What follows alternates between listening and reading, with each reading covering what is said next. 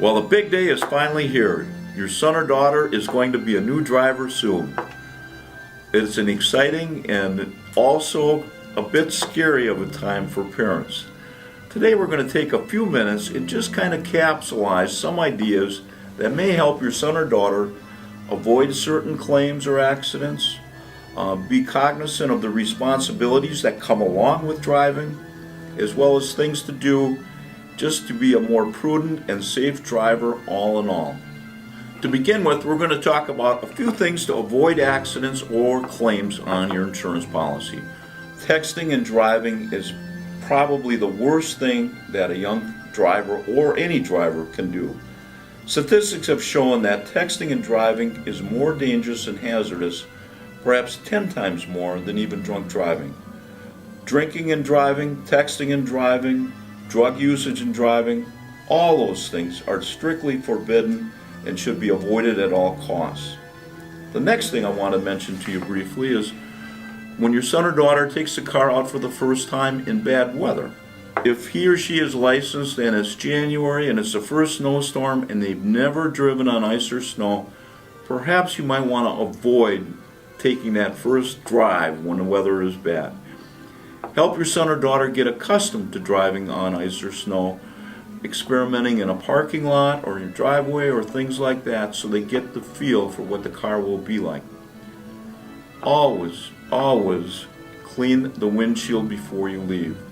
Too often, and we've all seen it on the freeway, where there'll be a young driver, the windshield is frosted over, and there's a little bullseye they're looking through, trying to see the road.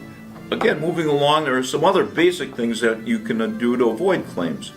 Gravel trucks, as we all know, will throw off stones or stones will kick up, cracking the windshield, chipping the paint on the car. Keep a safe distance behind gravel trucks. Also, another thing is where you park is important. Too often you'll see people pull in and park side by side with a car and they can barely get out of their car. It's an accident waiting to happen. It's like putting a target on your car. Do not lend your car out to friends or do not borrow a car. If you let your friend, say, borrow the car after school, they're going to run to McDonald's, and he or she is in an accident driving mom or dad's car, guess who is responsible? Your folks are going to be responsible. Another simple way to avoid a possible claim is don't leave things laying on the front seat or back seat of your car. For example, a backpack, golf clubs, gym bag, things that people can walk by your car, look through the window and see. All you have to do is keep your valuables in the trunk. So a little bit in summary on some basic things on how to avoid claims. Number one, do not text, drink, drive drug impaired. Those things hopefully go without saying even. Number two, always make sure your windshield is clear. Number three, be cognizant of where you're parking. All these things are very simple. Use your head a little bit. You can avoid a lot of claims. Claims will affect premiums, and premiums, unfortunately, for young drivers are very high, and we want to keep your costs down and provide proper coverages. Next, we're going to take a look at what to do if you do have an accident.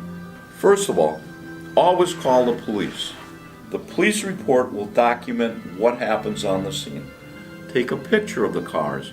Take a picture of the location, how they're situated, and what dents might be visible.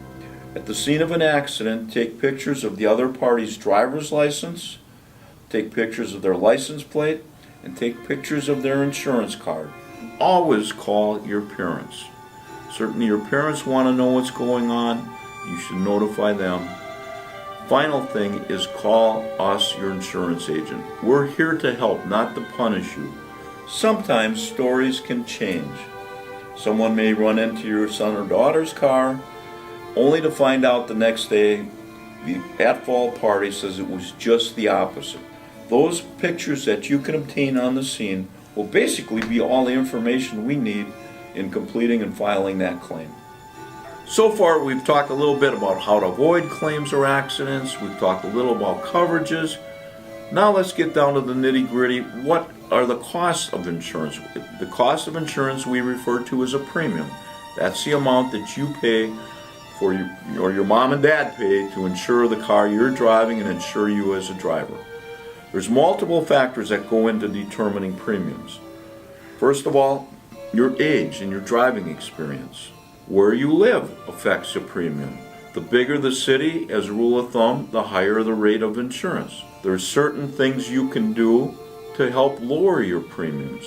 Older cars, if you do not need full coverage, that being collision and comprehensive, that can help keep your premiums lower.